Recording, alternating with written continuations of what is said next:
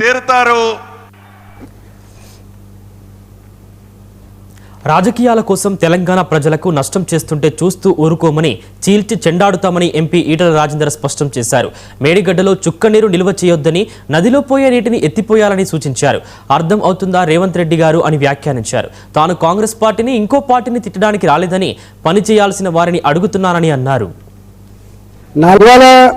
రాజకీయాలు ఉంటాయి, రాజకీయాలు ఉండవని నేను, కానీ రాజకీయాల ముసుగులో ప్రజల జీవితాలతో చెలగాటమాడే ప్రయత్నం ఎవడు చేసినా, ఏ పార్టీ చేసినా నాలాంటి వాడిని స్పెక్టేటర్గా ఉండడానికి లేను. నేను నాలాంటి వాడిని అర్థం చేయించే ప్రయత్నం చేస్తా, అవగాహన చేసే ప్రయత్నం చేస్తా, లేని పక్షంలో చీల్చి చెండాడే ప్రయత్నం కూడా చేస్తాం.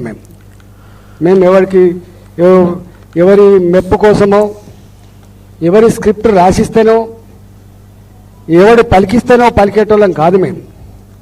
మేము స్వయం ప్రకాశకులం. మాకు సొంత జ్ఞానం, సొంత అవగాహన, సొంత కమిట్మెంట్ ఉన్న వాళ్ళం. మేము కుంజిస్తే రిమోట్ కంట్రోల్ లాగా ఉంటుండే కాదు. ఈ అవగాహన మా మీద ఆరోపణ చేసేటువంటి